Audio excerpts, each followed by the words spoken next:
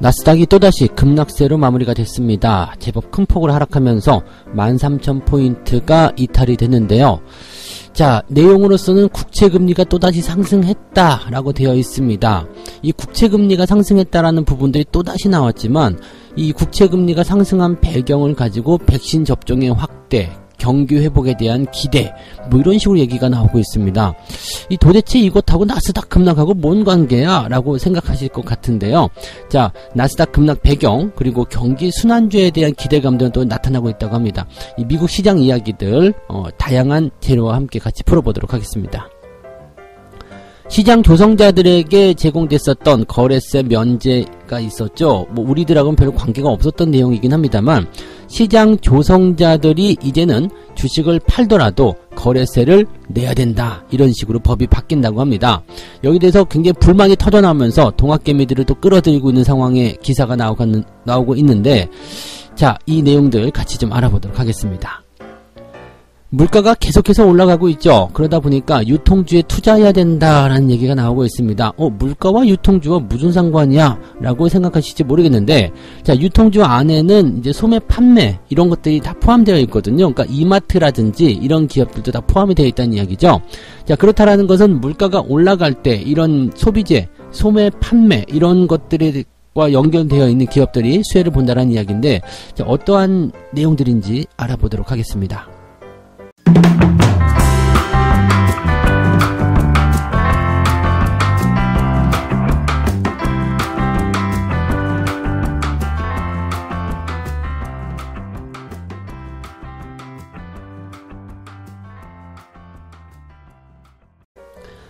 네, 반갑습니다. 오늘은 3월 4일 목요일입니다. 일단 미국 시장이 또다시 흔들 하면서 또다시 국채금리 이야기 나오고 있는 상황이고, 재료가 그래서 좋다는 거야, 나쁘다는 거야? 성투사가 말할 때는 이거 별거 아니라고 그랬는데 또다시 이 얘기 때문에 나스닥이 급락했다고? 이런 얘기들 여러분들이 하실 거라고 생각합니다. 자, 근데 재료를 이제 우리가 잘 분석을 하고 들어가시면은요, 그게 그 얘기였구나. 그래서 그게 그렇게 되는 거구나. 이런 식으로 보실 수 있을 거라 생각합니다. 실질적으로 다우지수하고 나스닥하고 보면 이 온도 차이가 굉장히 달라요. 다우지수는 장중에 계속 플러스 상황 유지하고 있다가 장 막판에 조금 밀렸거든요. 근데 나스닥은 상승 출발하고 나서 계속 마이너스였어요. 그리고 낙폭 자체가 계속 커지면서 부담감을 키워왔죠. 자, 이 차이가 왜 나타나는지 좀 알려드릴 거예요.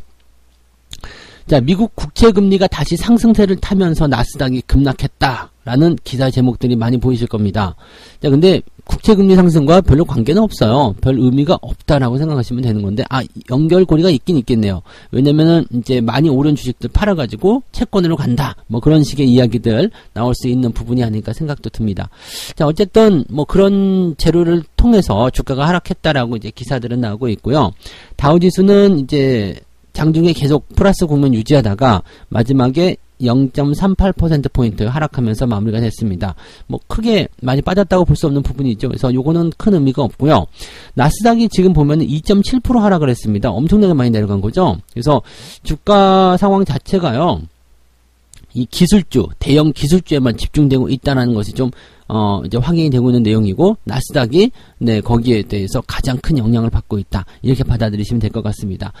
근데 재료를 보면 되게 좀 이해가 안 가는 거 굉장히 많이 있어요. 지금 시장에 나와 있는 재료 보면요, 백신 접종을 더 확대하겠다는 얘기 나왔습니다.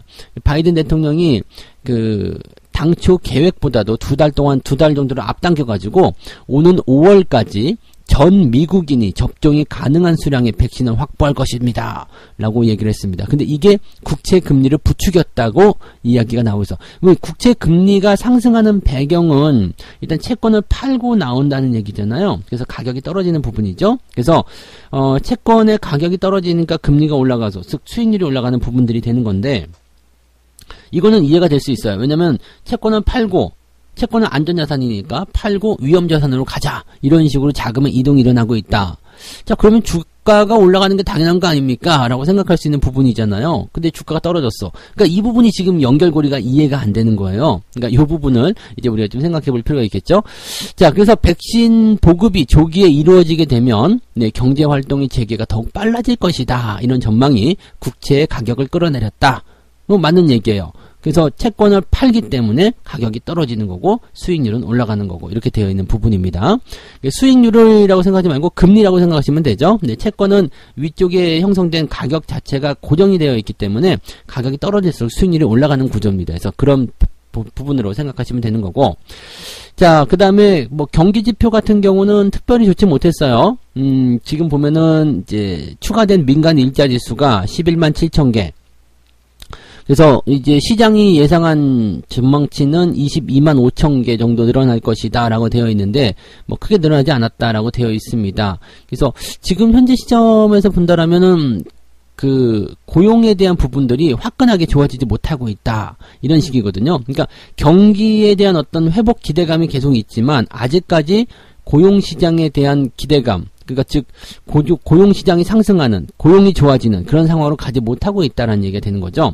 그러니까 제조업 경기가 회복하고 있지만 아직까지 일자리가 많이 늘어난다거나 그런 식으로 되지고 있지는 않다라는 이야기입니다. 즉 고용지표가 아직 좋아지지 않았기 때문에 시장에 대한 어떤 분위기가 좋아지고 있어도 이 민간 구석구석으로 다 파고들지는 못하고 있다라는 생각을 하시면 되는 거거든요. 그럼 이거는 이제 어떻게 판단하시면 되느냐?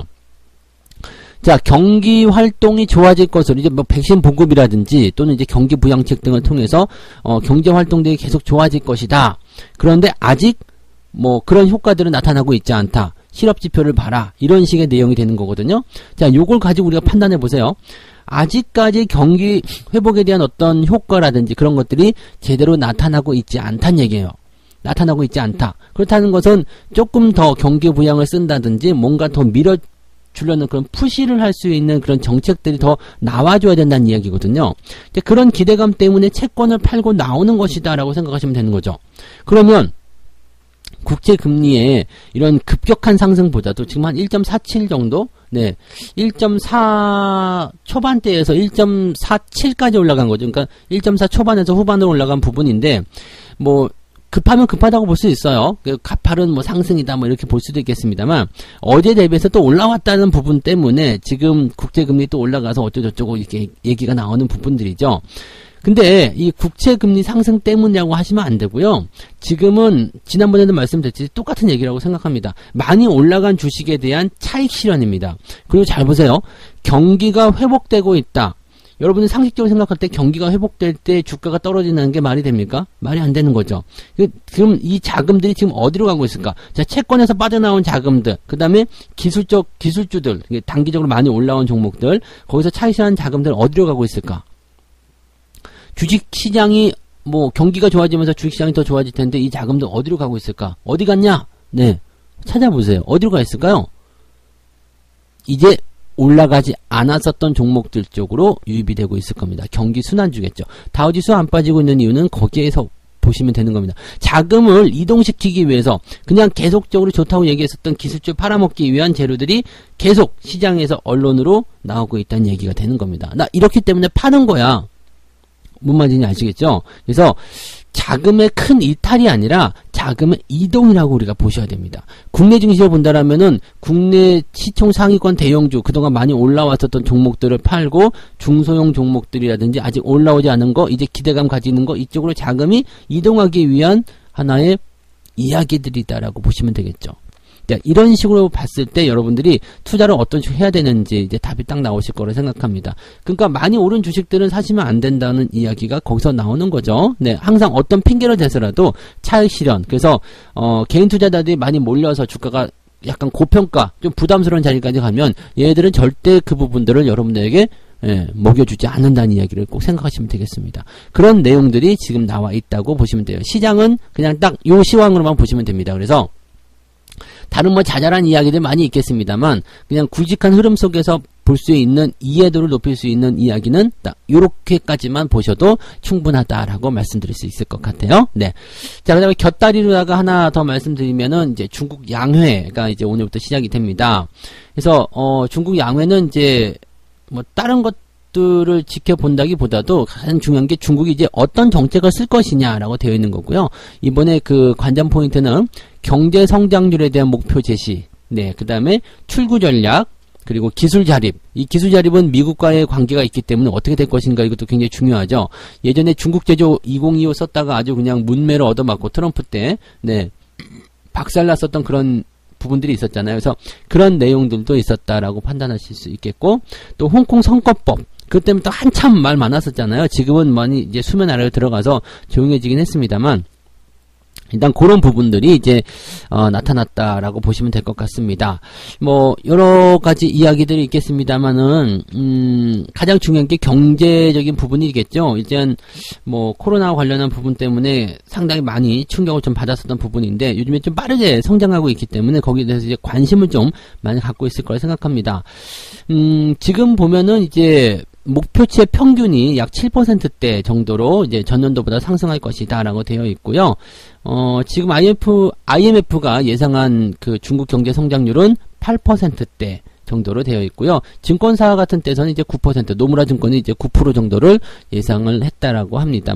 그러니까 보통 이제 7에서 9% 안쪽으로 성장률이 나올 것이다라고 되어 있죠. 이런 거 보면은 아직도 중국은 뭐 경제대국 2등이라고 하지만 성장해야 될 거리가 더 많이 남아 있는가 봅니다. 7%대면 굉장히 많은 성장률이죠.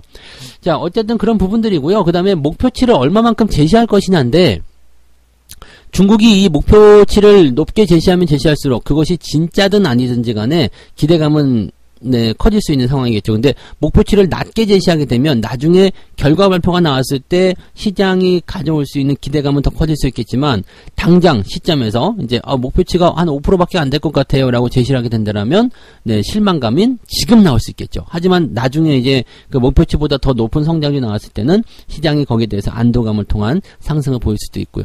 그러니까 먼저 먹을 것이냐 나중에 먹을 것이냐 이런 얘기죠. 그러니까 맛있는 음식이 있는데 그것을 먼저 먹는 사람이 있고 나중에 먹는 사람이 있죠. 전 나중에 먹어요. 네.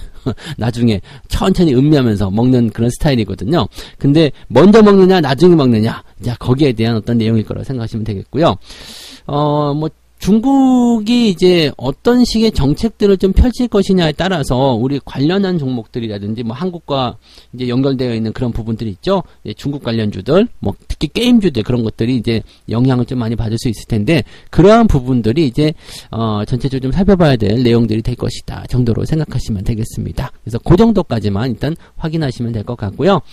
시장에 대한 부분은 일단 많이 오른 주식에 대해서는 공포감이 계속 나타날 수 있겠습니다만 뭐 그냥 많이 오르지 않은 주식들은 그냥 그래요. 그냥 뭐 빠지도 그렇게 많이 안 빠지고 올라갈 땐 또 같이 따라 올라가고 그렇게 되니까 크게 걱정하실 필요 없을 것 같고, 대신에 이제 시가총액 상위권 종목들이 많이 떨어지게 되면 이 부분이 이제 주식 그 포인트, 그러니까 주가 포인트를 낮추는 하나의 영향을 줄 수 있거든요. 그래서 뭐 단기적 상승이 이어진다고 하더라도 항상 상승은 제한적인 부분들이 일어날 수밖에 없다라고 보셔야 됩니다. 그래서 우리는 이제 외국인 매수가 얼마만큼 들어오느냐, 또 뭐 미국과는 또 다른 분위기잖아요. 그래서 이렇게 그 외국인 매수가 얼마만큼 위험자산으로 유입되느냐. 우리도 아직은 위험자산입니다. 이머징 마켓이기 때문에 우리 주식시장을 들어올 수 있는 그런 배경들, 그런 것들 좀 참고해 봐야 되겠죠. 아직까지는 연기금, 외국인 매도가 계속 나타나고 있습니다만 이 부분들은 조금 수급적인 측면이 들어와서 시장을 좀 받쳐주고 그 다음에 중소형주 랠리가 나타나고 이런 식으로 가야 될 것 같습니다. 자, 그런 정도로 참고해 보시면 좋을 것 같고요. 자, 두 번째 이야기 가도록 하겠습니다. 한참 쳐다봤습니다. 이 기사는요. 왜냐면 시장 조성을 위해서 팔아도 거래세를 부과한다. 동학개미에 찬물 끼얹나 라는 그런 제목의 기사거든요. 거래세는 우리가 내고 있는 거 아니야? 저는 이제 동학개미들한테 뭔가 안 좋은 영향을 주는 건 줄 알았어요. 그래서 시장 조성을 위해서 팔아도 거래세를 부과한다. 동학개미에게 찬물을 끼얹는다?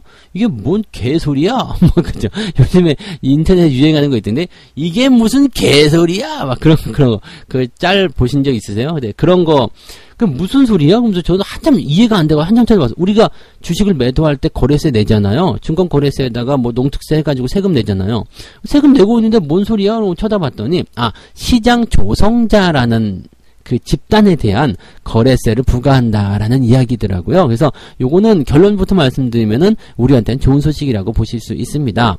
자, 근데 이걸 보게 되면은 이제 그 조세 특례 제한법 뭐 이런 것들을 통해 가지고 이제 4월 1일부터 이제 매도를 할 때도 세금을 내도록 한다 이렇게 되어 있는데 그렇다면 걔네들 지금까지 돈 안 내고 있었다는 겁니까? 네, 돈 안 내고 있었어요. 돈을 안 내고 있었고 이 시장 조성자라는 역할, 이게 뭐냐면 그 실질적으로 이제 뭐 쏠림 현상이 일어난다거나 뭐 그런 게 있을 거 아니에요. 뭐 인기 종목들 또는 비인기 종목들 이렇게 있죠. 그러면 비인기 종목에 대한 어떤 매매도 같이 해주는 그런 역할. 그러니까 시장을 어떤 균형 있게 만들어주는 역할을 하는 것이 이제 시장 조성자다라고 되어 있는 부분이거든요.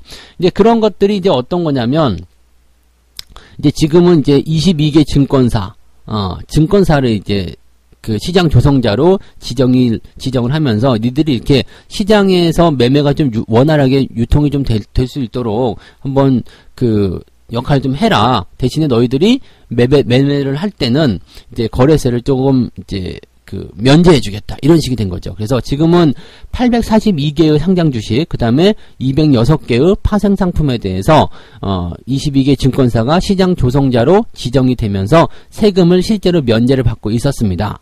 이게 시장 조성자의 역할이에요. 그러니까 뭐 유동성이 좀 적은 기업들 같은 경우는 실질적으로 매매하기 굉장히 어렵잖아요. 거래량이 적은 기업들, 그런 기업들은 매매하기 어려우니까 이제 시장 조성자들이 어느 정도 너무 유동성이 적다 그런 것들은 이제 거기에 대해서 매매가 원활해질 수 있도록 뭔가 조성을 해준다 그런 얘기라고 하는 것 같아요. 근데 뭘 조성을 하는지는 모르겠습니다. 그 효과가 어떻게 되는지 모르겠는데 아무튼 뭐 그랬다라고 하더라고요. 그래서 유동성에 대한 어떤 공급을 해주는 그런 어떤 역할이다라고 되어 있는 부분들인데, 근데 실질적으로 이제 뭐 시장 전체의 어떤 활성화, 그 다음에 시장이 어떻게 좋아지는 그런 부분들, 이거 사실 개인 투자자들이 더 많이 하지 않았을까라는 생각도 잠깐 해봤습니다. 그리고 지금 이 매도에 대한 부분들이 이제 거래세가 면제를 계속 받고 있었는데 이번에 면제를 제외하는, 너희들 이제 주식을 이제 팔아도 돈을 내야 돼 라고 얘기하는 그 대상 종목들이 뭐냐면 시가총액이 1억 원 이상, 그 다음에 유동성이 좀 많은 그런 기업들, 네, 그런 기업들이라고 좀 보시면 됩니다. 그래서 지금 기사에서 나와 있으면 상위 회전율이 상위 50% 이상인 종목, 그 다음에 거래량이 많은 종목이겠죠. 그 다음에 시가총액이 1조 원 이상인 기업들에 대해서는 너희들이 이제 매도를 하더라도 세금을 내도록 해라 라고 법을 바꾼다라는 이야기가 됩니다. 그러니까 증권사가 매매를 할 때 돈 내라 이런 얘기가 되는 거죠. 지금 이 시장 조성자라는 부분들이 뭐 대체적으로 이제 상위권, 즉 그 코스피 종목들 또는 시가총액 상위권의 종목에 많이 집중되어 있었던 것으로 봐서는 뭐 그렇게 역할을 많이 한 것 같지도 않다 이런 얘기들 좀 하고 있는 부분들도 있기 때문에, 자 그렇다면 너희들 그냥 세금 이거 하지 말고 그 돈 내라 이런 식으로 정부가 얘기하는 건데, 증권사는 당연히 반발하겠죠. 그러면 동학개미들을 끌어당기는데 왜 동학개미들을 갖다 끌어당기면서 이야기하고 있느냐면 이런 얘기죠. 자, 지금 똑같이 세금 내고 막 이렇게 되면 시장 조성자 역할을 제대로 할 수 있겠느냐? 네, 그 얘기예요. 시장 조성자 역할을 제대로 할 수 있겠느냐? 그러면 이 증권사의 어떤 투자가 위축될 것은 뻔한 얘기고, 그렇게 되면 그 지금 막 유동성이 활발하다고 생각됐었던 그런 대형주든 뭐 그런 기업들도 지금 개인 투자자들이 많이 들어와가지고 수익도 내고 열심히 이렇게 하고 있는데, 우리가 빠져버리면 그 사람들은 이제 고점에서 사가지고 저점에서 매도하게 되는 나쁜 일이 벌어지는 거 아니냐. 동학개미들 큰일 난다. 우리 세금 면제 이거 계속 해야 된다. 이런 얘기라고 하면 되는 거죠. 그래서 지금 증권사 관계자가 하는 얘기를 들어보면 일부 대형주 및 중형 유동주에서 발생한 수익으로 저유동성 시장 조성 의무 이행에서 발생하는 손실을 보존하고 있다. 그러니까 쉽게 얘기하면 대형주, 중형주 이런 것들을 막 해가지고 거기서 발생한 수익, 즉 거래 세금을 안 낸 거기서 발생한 수익으로 다른 주식 살 때 내가 그냥 안 사도 되는 주식 사가지고 손해 보는 거, 그런 거 보전받고 있다 이런 얘기다. 근데 그렇게 된다라면은 그렇게 저유동성 종목에 의무적으로 우리가 매수할 뭐 이유가 뭐가 있느냐? 안 할란다. 네, 그렇게 되면은 저유통 주식들, 그러니까 중소형주들 매매하는 개인 투자자들한테 아마 피해가 많이 갈 건데 너희들 자신이 있냐? 뭐 이런 식의 얘기라고 보시면 될 것 같은데요. 네, 자신이 있다고 말해주고 싶습니다. 그래서 니들은 세금을 내는 게 좀 맞을 것 같아요. 그죠? 네. 그래서 지금 이 이야기는요, 뭐 동학개미 운동이고 개미들이 뭐 투자가 위축되고 그런 거 걱정 하나도 안 하셔도 되고, 그냥 증권사 너님들이 그냥 세금을 좀 내시면 좋겠다라는 생각을 좀 해봅니다. 그래서 동학개미 이게 기사에다 끌어당기는 거, 이거는 좀 안 하셨으면 좋을 것 같고요. 시장 조성자들에 대한 어떤 부분들이 지금 뭐 1조 원 이상으로 확대된 것이 뭐 좀 불만이다라고 얘기할지 모르지만 회전율이 50% 이상 되는 그런 기업들 중에서 1조 원 넘는 기업은 한 두어 개밖에 안 된답니다. 그래서 그 정도라면은 네, 세금 안 내려고 너무 그러지 마시고 네, 솔선수범해서 세금을 좀 내셔도 좋지 않을까 생각되고요.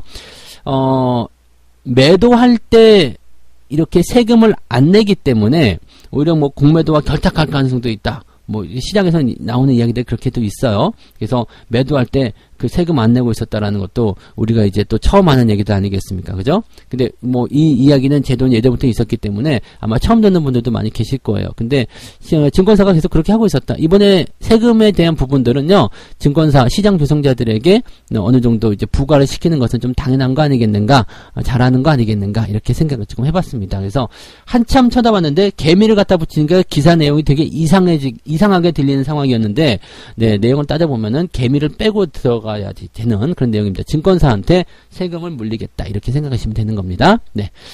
자, 세 번째 이야기입니다. 물가가 계속 오른다는데 유통주 투자에 노려볼만 하지 않겠느냐. 자, 요거는 되게 간단하게 생각하실 수 있어요.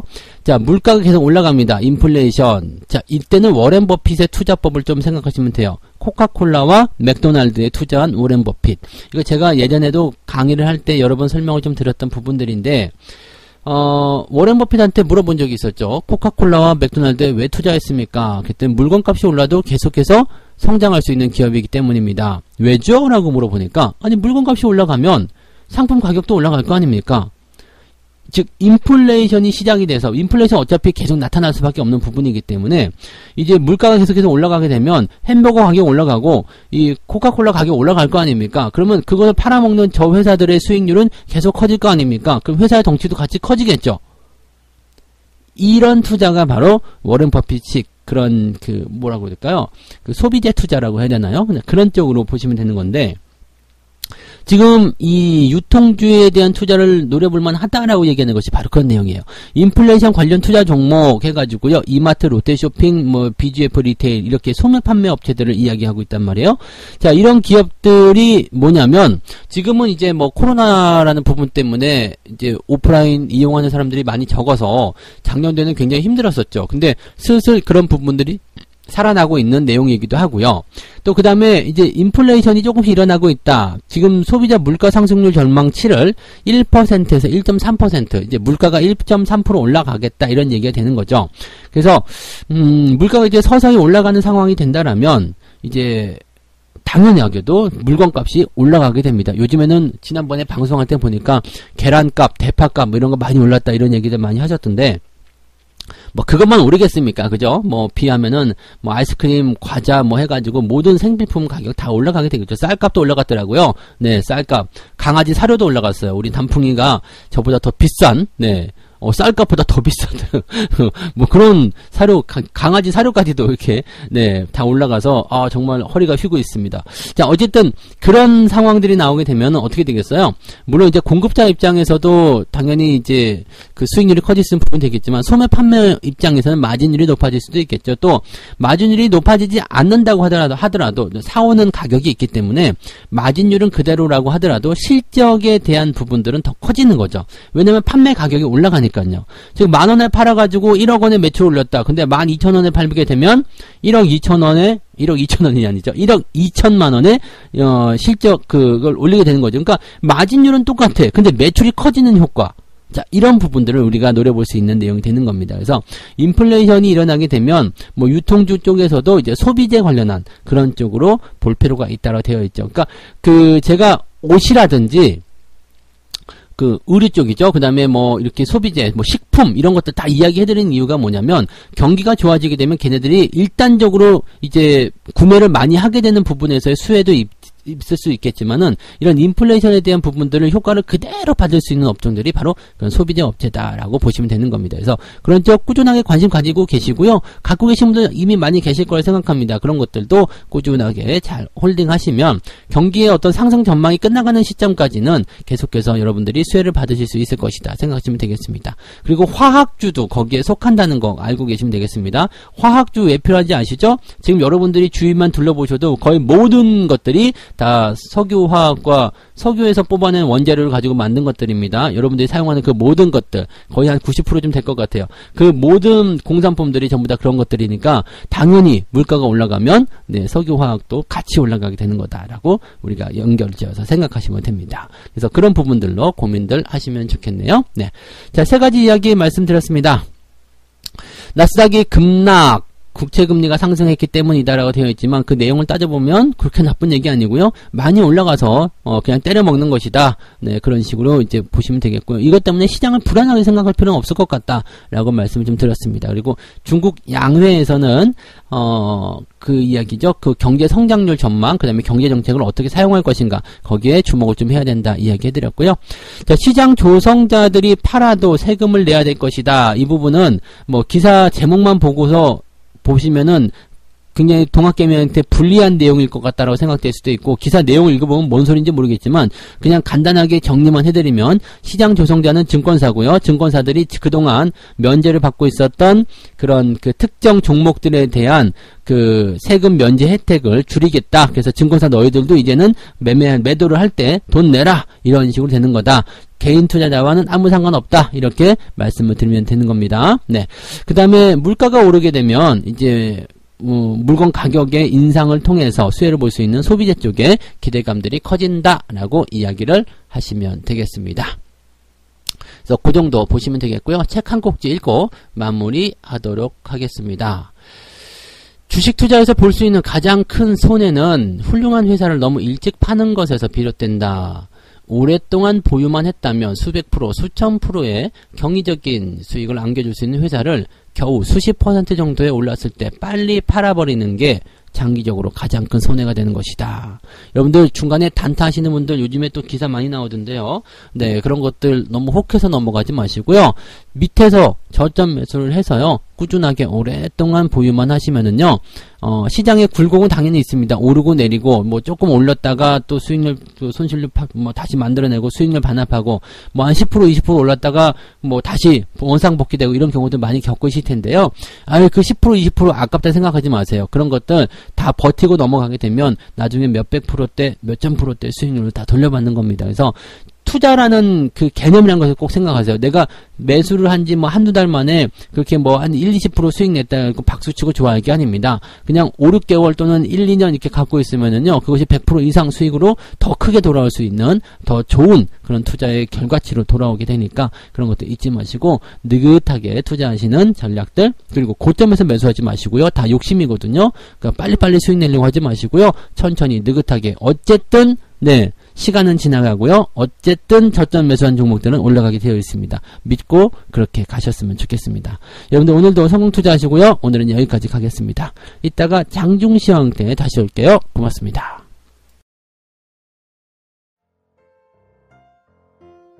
본 방송에서 제공되는 모든 정보는 투자 판단의 참고 자료이며 투자의 최종 책임은 본 방송을 이용하는 본인에게 있습니다.